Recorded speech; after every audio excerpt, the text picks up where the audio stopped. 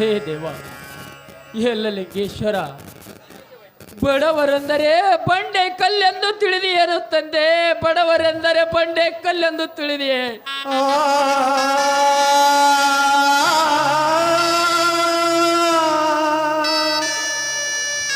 ಶ್ರೀಮಂತರ ಜಾಟಿ ಏಟು ನನ್ನ ಮಗನ ಮೇಲೆ ಬಿದ್ದಾಗ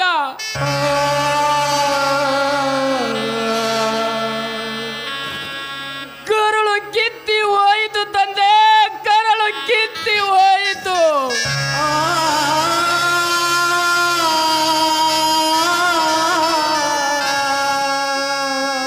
ಈಗಲಾದರೂ ಸಂತೋಷವಾಯಿತೇನು ತಂದೆ? ನಿನಗೆ ಸಂತೋಷವಾಯಿತೆ?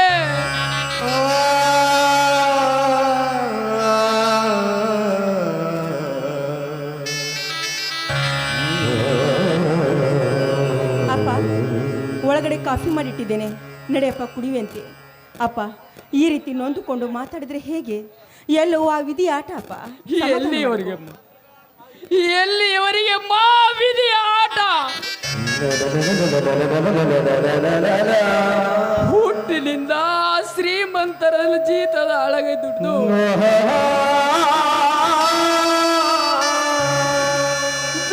ದುಡಿದಕ್ಕೆ ಕೊನೆಗೆ ಸಿಕ್ಕಿದ್ದು ಏನು ಗೊತ್ತೇನಮ್ಮ? ಶ್ರೀಮಂತರ ಜಾಟಿ ಏಟಪ್ಪ, ಅಪ್ಪ, ಮೊದಲೇ ನಿನ್ನ ಮೈಯಲ್ಲಿ ಹುಷಾರಿಲ್ಲ, ಯಾಕಪ್ಪ ಈ ರೀತಿ ನೊಂದ್ಕೊಂಡು ಮಾತಾಡ್ತಿದೀಯಾ? ಅಪ್ಪ, ಇವತ್ತು ಸೋಮವಾರ ಅಲ್ವೇನು? ಹೌದೇನಮ್ಮ? ಸತೀಶಣ್ಣ ಮನೆಗೆ ಬರ್ತೀನಿ ಅಂತ ಫೋನ್ ಮಾಡಿದ್ದ, ಇವತ್ತು ಬರ್ತಾನೆ. ಹೌದೇನಮ್ಮ? ಮರೆತೇ ಬಿಟ್ಟಿದ್ದೆ ನೋಡಮ್ಮ. ಅಮ್ಮ ಸಹಿತ ಅಣ್ಣನಿಗೆ ಇಲ್ಲಿ ನಡೆದ ವಿಷಯ ಏನು ಹೇಳಬೇಡಮ್ಮ. ಆಯ್ತಪ್ಪ, ನಾನು ಸ್ವಲ್ಪ ಹೊರಗಡೆ ಹೋಗಿ ಬರುತ್ತೇನಮ್ಮ. ನಮಸ್ಕಾರ ಶಿವಪ್ಪನವರೇ, ನಮಸ್ಕಾರ. ನಮಸ್ಕಾರ ಶ್ರೀಮಂತ್ರೆ, ನಮಸ್ಕಾರ. ತಾವು ಈ ಬಡವನ ಮನೆಗೆ? ಶಿವಪ್ಪ, ಬಡವರು ಯಾರು, ಶ್ರೀಮಂತರು ಯಾರು? ಈ ಸಮಾಜದಲ್ಲಿ ಎಲ್ಲರೂ ಸರಿ ಸಮಾನರು ಶಿವಪ್ಪ. ನಿಮ್ಮಂಥ ಮುಗ್ಧ ಜೀವಿ ಬಡ ರೈತರು ಕಷ್ಟಪಟ್ಟು ದುಡಿದು ನಮ್ಮಂಥವರಿಗೆ ಶ್ರೀಮಂತಿಕೆ ಪಟ್ಟದಲ್ಲಿ ಕೂಡಿಸಿದವರು ಯಾರು? ನಿಮ್ಮಂಥ ಬಡ ಮುಗ್ಧ ಜೀವಿ ಬಡ ರೈತರು. ಶ್ರೀಮಂತ್ರೆ, ಎಂಥ ಉದಾರ ಮನಸ್ಸು ಶ್ರೀಮಂತ್ರೆ ನಿಮ್ಮದು, ಎಂಥ ಉದಾರ ಮನಸ್ಸು ಶ್ರೀಮಂತ್ರೆ. ನೀವು ಹೇಳಿ ಕಳಿಸಿದ್ರೆ ನಾನೇ ಬರ್ತಿದ್ದಲ್ಲ ಶ್ರೀಮಂತ್ರೆ. ನೋಡು ಶಿವಪ್ಪ, ನೀವು ಹಿರಿಯರು, ನಾವು ಕಿರಿಯರು. ದೇವರ ಇದ್ದ ಸ್ಥಳಕ್ಕೆ ಭಕ್ತರು ಹೋಗುತ್ತಾರೆ, ಆದರೆ ಭಕ್ತರು ಇದ್ದ ಸ್ಥಳಕ್ಕೆ ದೇವರು ಬರಬಾರದು ಶಿವಪ್ಪ. ಶ್ರೀಮಂತ್ರೆ, ನಿಮ್ಮ ಮಾತಿನ ಅರ್ಥ ಆಗಲಿಲ್ಲ ಶ್ರೀಮಂತ್ರೆ, ನಿಮ್ಮ ಮಾತಿನ ಅರ್ಥ ಆಗಲಿಲ್ಲ. ಅರ್ಥ ಮಾಡಿ ಹೇಳಲಿಕ್ಕೆ ಬಂದಿರುವೆ, ಆದರೆ ರಮೇಶ ಎಲ್ಲಿ? ರಮೇಶ ಹೊಲದ ಕಡೆ ಹೋಗಿದ್ದಾನೆ, ಇಷ್ಟರಲ್ಲಿ ಬರಬಹುದು. ಸವಿತಾ, ಶ್ರೀಮಂತರಿಗೆ ಒಂದು ಕಾಪಿ ತೆಗೆದುಕೊಳ್ಳಮ್ಮ. ಶ್ರೀಮಂತ್ರೆ, ಸ್ವಲ್ಪ ಕೂತ್ಕೊಳ್ಳಿ. ಹಾ, ನೋಡಿ ಶ್ರೀಮಂತ್ರೆ, ರಮೇಶ ಬರ್ತಾ ಇದ್ದಾನೆ.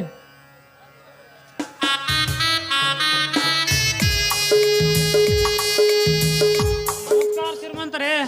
ಮುಂಜಾನೆ ಸಮಯದಲ್ಲಿ ಬಡವರ ಮನೆಗೆ ದೇವರು ಬಂದಂತ ಆಯ್ತಲ್ಲ. ನೀ ತಪ್ಪು ತಿಳಿದಿದ್ದೀ ರಮೇಶ. ಇರಲಿ, ಚೆನ್ನಾಗಿ ಇದ್ದಿ ತಾನೆ? ಏನು ಮಾಡೋದು ಶ್ರೀಮಂತರೇ, ನಿಮಗೂ ಗೊತ್ತೇ ಇದೆಯಲ್ಲ, ಎಲ್ಲ ಮಳೆ ರಜನ ಆಟ. ಹೌದು, ಚೆನ್ನಾಗಿದ್ದೀನಿ. ತಾವು ಇಲ್ಲಿವರೆಗೆ ನೋಡು ರಮೇಶ, ನೀನು ಮೊದಲು ಶ್ರೀಮಂತರು ಅನ್ನೋದನ್ನು ನಿಲ್ಲಿಸು.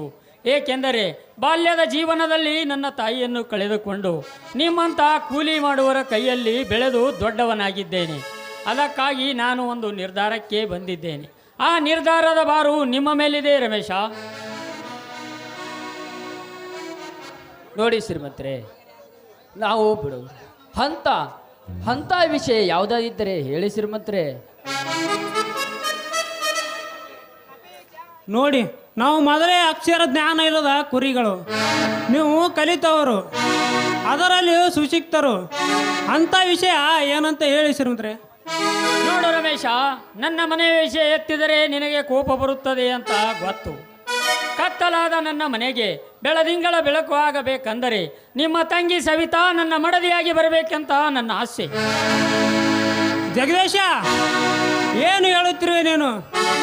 ಉರಿಯುವ ಕ್ಯಾಂಡದಲ್ಲಿ ಕೋಳಿ ಮರಿ ಬಲಿ ಕೊಟ್ಟಂತಾಗುತ್ತದೆ ನಮ್ಮ ಬಾಳು. ತಪ್ಪು ರಮೇಶ, ನಿನ್ನ ವಿಚಾರ ಹತ್ತಿದ ಬೆಂಕಿಗೆ ನೀರು ಉಗ್ಗಿದಂತಾಗುತ್ತದೆ. ಶ್ರೀಮಂತರೇ ಚಾಕು.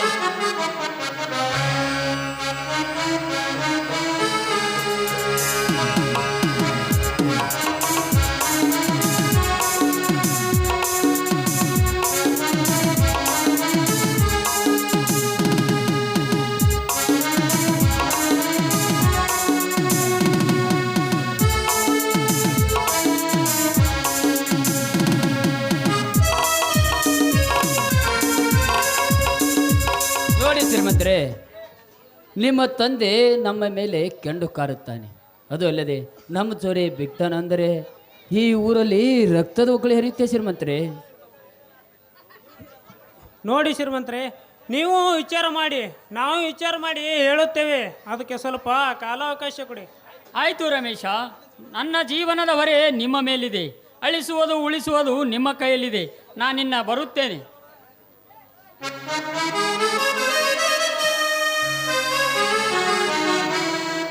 ನೋಡಿದೆಯಪ್ಪ, ಆ ದೇವರ ಆಟ ಎಷ್ಟು ವಿಚಿತ್ರವಾಗಿ ನಡೆದಿದೆ ಈ ಜಗದಲ್ಲಿ ಅವನ ಆಟವನ್ನು. ಹೌದಪ್ಪ, ಇದಕ್ಕೆ ಸವಿತಾ ಒಪ್ಪುಳುವೇನಪ್ಪ? ಆ ಶ್ರೀಮಂತರ ಮನೆಯಲ್ಲಿ ನಮ್ಮ ದೀಪ ಬೆಳಗುವುದೇನಪ್ಪ? ವಿಚಾರ ಮಾಡಿದರಾಯ್ತು. ಮೊದಲ ನಡೆ ಊಟ ಮಾಡೋಣ. ಅಪ್ಪ, ಇಂದು ತಮ್ಮ ಸತೀಶ್ ಬರ್ತೀನಂದು ಹೇಳಿದ್ದ. ನಾನು ಬಸ್ ಕಾದು ಬಂದೆ. ಇನ್ನೂ ಸ್ವಲ್ಪ ಹೊತ್ತು ಕಾಯ್ದು ಅವ್ರು ಬಂದ ಮೇಲೆ ಒಟ್ಟರು ಕೂಡ ಊಟ ಮಾಡಿದ್ರಾಯ್ತಪ್ಪ. ಎಂತ ಹುಚ್ಚು ಪ್ರೀತಿಯಪ್ಪ ಅವನ ಮೇಲೆ. ನೀನೇಕೆ ಅವನಿಗೆ ಬಸ್ಸ ಕಾಯಬೇಕು? ಅವನೇನು ಸಣ್ಣವನೇನೋ? ಹಾಗಲ್ಲಪ್ಪ, ನನ್ನ ಮೇಲಿನ ಶೇಡಿಗೆ ಆ ದುಷ್ಟ ಧರ್ಮರಾಜ್ ಏನಾದರೂ. ಓ, ಸತೀಶ್ ಬಂದೇ ಬಿಟ್ಟು ನೋಡಪ್ಪ.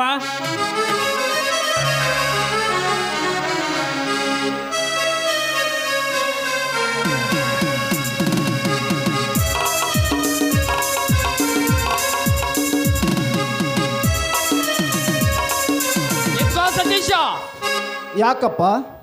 ಯಾರಿವಳು ನಿನ್ನ ಜೊತೆ ಬಂದವಳು? ಅದು ಅದು ಅವಳು. ಯಾಕೆ ಸತೀಶ್ ಭಯನ? ಇವಳು ನನ್ನ ಹೆಂಡತಿ ಅಂತ ಇವ್ರಿಗೆಲ್ಲರಿಗೂ ಹೇಳು. ನಾನು ಕೇಳಿದ್ದು ನಿನ್ನಲ್ಲಮ್ಮ, ಹಾ ನನ್ನ ಮಗನನ್ನು. ಹೌದಪ್ಪ, ಅವಳು ನನ್ನ ಹೆಂಡತಿ. ಏಕೆ ಈಗ? ಸತೀಶ, ಏನು ಹೇಳುತ್ತಿರುವೆ? ಹೌದಣ್ಣ ಕವಿತಾ, ಇವರು ನನ್ನ ತಂದೆ, ಇವರು ನನ್ನ ಅಣ್ಣ. ಇವಳು ನನ್ನ ಮುದ್ದಿನ ತಂಗಿ. ಬಾ ಕವಿತಾ, ಅವರ ಕಾಲಿಗೆ ನಮಸ್ಕರಿಸೋನು. ಆಗಿರ್ಬೋದು. ಇವರ ಕಾಲಿಗೆ ನಾನೇ ಬೀಳ್ಬೇಕು? ಕಂಡವರ ಕಾಲು ಬೀಳಲು ನನ್ನನ್ನು ಕರ ತಂದಿರುವರೇನು? ಬೇಕಾದ್ರೆ ನೀವೇ ಬೀಳ್ಬಹುದು. ಕವಿತಾ, ಅವರು ನನ್ನ ತಂದೆ. ಆಗಿರ್ಬೋದು. ಇಂದು ಇವರ ಕಾಲಿಗೆ ಬೀಳುವಂತೀರಿ, ನಾಳೆ ಇವಳ ಕಾಲಿಗೂ ಬೀಳುವಂತೀರಿ. ನಾನೇನು ನಿಮ್ಮ ಸೂತ್ರದ ಗೊಂಬೆ ಅಲ್ಲ. ನಾನು ಶ್ರೀಮಂತರ ಮನತನದಿಂದ ಬಂದವಳು. ನಾನು ಓ ಸತೀಶ, ನೋಡಿದೆಯೋ ನೀನು ತಂದ ಈ ಗೊಂಬೆಯ ಮಾತು? ಅಪ್ಪ, ಏನಾಯ್ತು ಆ ರೀತಿ ಮಾತನಾಡುತ್ತಿರುವೆ? ಇನ್ನೂ ಏನಾಗಬೇಕು? ಆಸ್ತಿ ಮನೆ ಮಾರಿ ದಿನವಿಡೀ ದುಡಿದು ಶ್ರೀಮಂತರಲ್ಲಿ ದುಡಿದು ಅನ್ನ ಹಾಕಿ ನಿನಗೆ ವಿದ್ಯಾಭ್ಯಾಸ ಕಲಿಸಿ ಕಷ್ಟ ಕಾಲದಲ್ಲಿ ಸಹಾಯ ಆಗುತ್ತದೆ ಎಂದು ನೀನೇನು ಮಾಡಿದೆ ಗೊತ್ತಾ? ಬೀದಿಯಲ್ಲಿ ಬಣ್ಣ ಬರೆದು ಕಂಡು ಅಳದಾಡುವ ಬೀದಿ ಬಸವಿಯನ್ನೇ ಕಟ್ಟಿಕೊಂಡು ಬಂದಿಯಲ್ಲ, ನಾಚಿಕೆ ಆಗಬೇಕು ನಿನಗೆ. ಅಪ್ಪ, ಯಾವ ತಂದೆ ತಾಯಿ ಮಾಡಬಾರದ ಕೆಲಸ ನೀವು ಮಾಡಿಲ್ಲವೇ? ಅದು ಬಿಟ್ಟು ಈ ಕೆಲಸಕ್ಕೆ ಬರೋ ವಿಷಯ ಎತ್ತಿದ್ರೆ ಸರಿಯಾಗಿ ಇರುವುದಿಲ್ಲ. ಏನು ಮಾಡಿಯೋ? ನಿನ್ನ ಪಾಲಿಗೆ ಅಣ್ಣ ತಂಗಿ ಸತ್ತಿದ್ದಾರೆ. ವಯಸ್ಸಿಗೆ ಬಂದ ತಂಗಿ ಮನೆಯಲ್ಲಿದ್ದಳನ್ನು ಬಿಟ್ಟು ಇಂಥ ವಯಸ್ಸಿಯನ್ನೇ ಕಟ್ಟಿಕೊಂಡು ಬಂದಿಯಲ್ಲ, ತುಪ್ಪಾಪಿ. ರೀ ಯಜಮಾನ್ರಿ, ಬಾಯಿಗೆ ಬಂದಂತೆ ಮಾತನಾಡಬೇಡಿ. ನಾನೇನು ಓಡಿ ಬಂದು ನಿಮ್ಮ ಮನೆ ಹೊಕ್ಕಿಲ್ಲ. ಈ ನಿಮ್ಮ ಮಗನ ಕೈಯಿಂದ ತಾಳಿ ಕಟ್ಟಿಸಿಕೊಂಡು ಈ ಮನೆಗೆ ಸೊಸೆಯಾಗಿ ಬಂದಿದ್ದೇನೆ. ನೀವು ಈ ರೀತಿ ಮಾತಾಡದಿದ್ರು ಸುಮ್ಮನೆ ನಿಂತಿದ್ದೀರಲ್ಲ, ನೀವೊಬ್ಬ ಗಂಡಸ. ಅಪ್ಪ, ಇವಳು ನಮ್ಮ ಹಾಗೆ ಬಡತನದ ಮನೆಯವಳು ಅಲ್ಲ. ಅನ್ನದ ಅಗಲಿಗೆ ಇನ್ನೊಬ್ಬರ ಮನೆ ಬಾಗಿಲಿಗೆ ಹೋಗಿ ಕೈ ಒಡ್ಡಿ ಬೇಡಿ ತಂದು ತಿನ್ನುವಳಲ್ಲ. ಇವಳು ಶ್ರೀಮಂತರ ಮನೆತನದ ಬಂದ ಮಾರಾಣಿ. ಅಪ್ಪ, ಇವಳ ಕಾಲಾಗಿನ ಚಪ್ಪಲಿ ಕಿಮ್ಮತ್ತು 10,000. ಅಂದ ಮೇಲೆ ನೀನು ಮಾತನಾಡಿದರೆ ಅದು ಉಪಚಾರವೇ ಇಲ್ಲ. ಲೋ ಸತೀಶ, ಶ್ರೀಮಂತರ ಅಂದಕ್ಕೆ ಬರುಳಾದ ನಾಯಿ ನೀನು. ಹೌದಪ್ಪ, ಅವಳ ಕಾಲ ಎಕ್ಕಡಗಿಂತಲೂ ಕೀಳಂದಿಯಲ್ಲಪ್ಪ.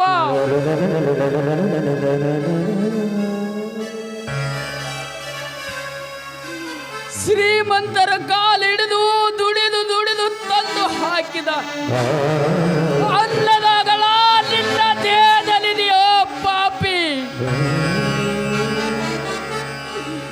ಒಂದು ಹೆಂಗೆ ಮೇಲೆ ಜೀವನ ನಡೆಸಿ ಹಗಲು ಇರಳು ದುಡಿದು ಓದಿಸಕ್ಕೆ ಕೊಟ್ಟ ಪ್ರತಿಫಲ ಅವಳ ಚಪ್ಪಲಿಯ ಕಿಮ್ಮತ್ತಪ್ಪ, ಚಪ್ಪಲಿಯ ಕಿಮ್ಮತ್ತು. ದುಃಖಿಸಬೇಡಪ್ಪ, ದುಃಖಿಸಬೇಡ. ಆಗದು ಹಾಗೆ ಹೋಯ್ತು. ನೀನು ಏಕೆ ಚಿಂತೆ ಮಾಡ್ತಿ? ಸತೀಶ, ನೀನು ಒಳಗಡೆ ನಡೆಯಪ್ಪ. ಅಂದರೆ ಇರುವ ಜೀವನ ನನ್ನ ಸುಖವಾಗಿ ಇರುವರ ಇವಳ ನೀನು ಹೆತ್ತಿಲ್ಲ. ಹೆತ್ತಿದರೆ ನಿನ್ನನ್ನು ತಿಳಿದಿತ್ತು ಅಷ್ಟೇ ತಾನೇ. ಸ್ವಾರ್ಥಕ್ಕೋಯ್ತಪ್ಪ ನಿನ್ನ ಮಾತು ಕೇಳಿ.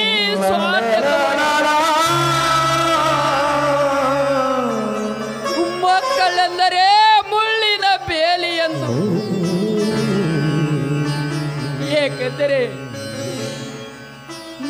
ನಿನಗೆ ನಿನ್ನ ತಾಯಿ ಪಾಲನೆ ಪೋಷಣೆ ಮಾಡಿದರೆ ವ್ಯಥ ಇರ್ತಿತ್ತು. ಆದರೆ ನಾನು ಮಾಡಲಿಲ್ಲವೇ? ಅಪ್ಪ, ಸುಮ್ಮನೆ ಮಾತನಾಡಬೇಡಿ. ನಿಮಗೆ ಮದುವೆ ಮಾಡಿ ಕೊಡುವುದಾಗುವುದಿಲ್ಲೆಂದರೆ ನಾನೇ ಮಾಡಿ ಕೊಡ್ತೀನಿ, ಸರಿಯೇ? ಲೋ ಸತೀಶ, ನೀನು ಭೂಮಿಗೆ ಬರುವ ಮುಂಚೆ ನನಗೆ ಮೀಸೆ ಬಂದಿದೆಯೋ? ಆ ನಿನ್ನ ಗರತಿಯಾದ ನಿನ್ನ ಸತಿಗೆ ಅವಳ ಆಸೆ ಪ್ರಕಾರ ಆಸೆ ಪೂರೈಸು, ಆಮೇಲೆ ವೇಚನೆ ಮಾಡಿದರಾಯಿತು. ಅಪ್ಪ, ಏನಿದೆ ನಿಮ್ಮ ಮಾತು? ಅವನು ನನ್ನ ತಮ್ಮ, ಏನೋ ತಿಳಿಯದೆ ತಪ್ಪು ಮಾಡಿದ್ದಾನೆ. ಅದೇಕೆ ದೊಡ್ಡ ವಿಷಯ ಮಾಡಬೇಕು? ರಮೇಶ, ಊರಿಗೆ ಊರೇ ಉರಿ ಹತ್ತಿ ಉರಿತಿದೆ ಶಿವಪ್ಪನ ಮಕ್ಕಳು ಕ್ರಾಂತಿಯ ಕಿಡಿ ಎಂದು. ಅಂಥದರ ಒಳಗಾಗಿ ಹುಲಿಯಂತೆ ತಿಳಿದಿದ್ದು ಇಂದು ಇಲಿಯಾಯಿತು. ಎಮ್ಮೆ ಜೊತೆ ತಿರುಗಿ ಆಕಳು ಏಜಿಗೆ ತಿಂದಂತಾಯ್ತಪ್ಪ. ಮನನೊಂದು ಯಾಕಪ್ಪ ಸಣ್ಣದು ದೊಡ್ಡ ಮಾಡ್ತಿದೀಯಾ? ಇದೊಂದು ಸಣ್ಣ ವಿಷಯ, ದಯವಿಟ್ಟು ಜಗಳ ಮಾಡಬೇಡಪ್ಪ. ಹೌದಪ್ಪ, ದಿನವಿಡೀ ದುಡಿದು ದುಡಿದು ಕೆಗಲ ಮೇಲೆ ಕುದುರಿಸಿಕೊಂಡು ಇವನು ದುಡಿದು ದುಡಿಕೆ ಇವನ ಕೊಟ್ಟ ಪ್ರತಿಫಲವೇನು ಗೊತ್ತೇನಪ್ಪ?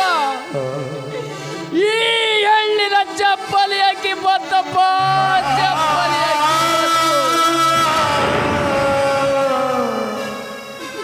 ಸಹಿತ ನೀನು ಈ ಮನೆಗೆ ಎಳ್ಳಾಗಿ ಹುಟ್ಟಬಾರ್ದಾಗಿತ್ತಪ್ಪ.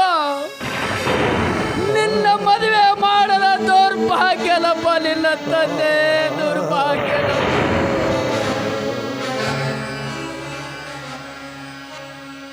ಯಾವ ತಂದೆ ಮಾಡಬಾರದು ನೀವು ಮಾಡಿಲ್ಲವೇ? ನನ್ನನ್ನು ಹೆತ್ತು ಸಲುವಾಗಿ ಹಣ ಖರ್ಚು ಮಾಡಿರಿ ಅಷ್ಟೇ ತಾನೇ. ಅದರ ಬದಲು ಸಾಯಿಸಿ ನೀವೇ ಇರಬಹುದಾಗಿತ್ತಲ್ಲ. ಯೋನಂದಲೇ ಸೂಳೆ ಮಗನೇ, ಪಿಶಾಚಿ ಎಂದು ತಿಳಿದಿಯೋನಲೇ ಪಾಪಿ. ಅಪ್ಪ, ಅಣ್ಣನಿಗೆ ಹೊಡಿಬೇಡಪ್ಪ, ಅಣ್ಣನಿಗೆ ಹೊಡಿಬೇಡಪ್ಪ. ಹೌದಪ್ಪ. ಲೋ ಸತೀಶ, ನೋಡಿದೆಯೇನೋ ಈ ಮಕ್ಕಳು ನಿನ್ನ ಮೇಲಿಟ್ಟಿರುವ ಪ್ರೀತಿಯನ್ನು?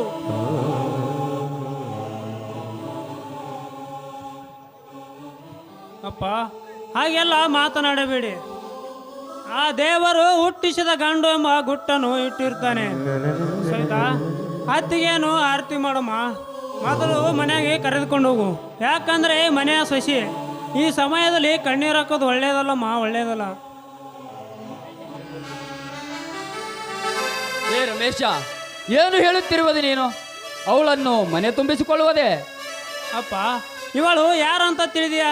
ನಿಮ್ಮ ಮಗನ ಹೆಂಡತಿ, ಅಂದರೆ ಈ ಮನೆಯ ಸೊಸೆ. ಅತ್ತಿಗೆ ನಮ್ಮ ತಂದೆ ಸ್ವಲ್ಪ ಮುಂಗುಪಿ, ನೀವೇನು ಬೇಜಾರು ಮಾಡ್ಕೊಳ್ಳಬೇಡಿ.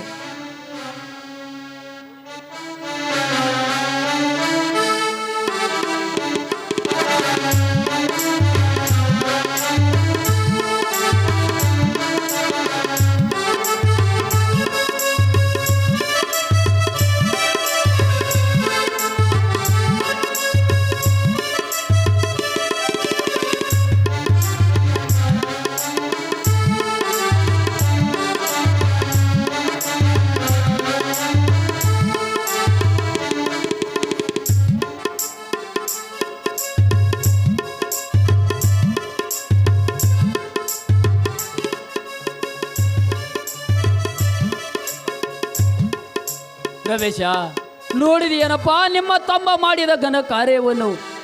ಬೆಳೆದ ನಿಂತ ತಂಗಿ ಇದ್ದಾಳೆ ಎನ್ನುವುದು ಖಬರಿಲ್ಲದೆ ನಾವು ಇಲ್ಲಿವರೆಗೆ ಕಲಿಸಿದ್ದು ಅವನಿಗೆ ಹೊಳೆಯಲ್ಲಿ ಹುಣಸೆ ಹಣ್ಣ ತೊಳೆದಂತಾಯ್ತಪ್ಪ, ಹುಣಸೆ ಹಣ್ಣ ತೊಳೆದಂತಾಯ್ತು. ಅಪ್ಪ ವ್ಯಥೆ ಪಡಬೇಡಿ, ವ್ಯಥೆ ಪಟ್ಟರೂ ಏನೂ ಪ್ರಯೋಜನ ಇಲ್ಲ. ಅವಳಿಗೆ ಅಣ್ಣನಾಗಿ ನಾನಿದ್ದೇನೆ, ಶ್ರೀಮಂತರ ಜಗದೀಶನು ಇದ್ದಾನೆ. ವಿಚಾರ ಮಾಡಿ ಮಾತು ಮುಗಿಸುರಾಯ್ತಪ್ಪ. ಬೇಡಪ್ಪ, ಮೊದಲೇ ಆ ಶ್ರೀಮಂತ ವ್ಯಕ್ತಿ ಕೆಟ್ಟ ವ್ಯಕ್ತಿ. ಅವನು ನಮ್ಮ ಮೇಲಿನ ಕೋಪಕ್ಕೆ ಅವಳಿಗೇನಾದರೂ ಮಾಡಿದರೆ ಸ್ಥಿತಿ ಏನಪ್ಪ, ಸ್ಥಿತಿ ಏನು? ಅಪ್ಪ ಅಪ್ಪ ಇವನು ಧರ್ಮದ ದಾರಿಯಲ್ಲಿ ಬೆಳೆದ ಶಿವಪ್ಪನ ಮಗ.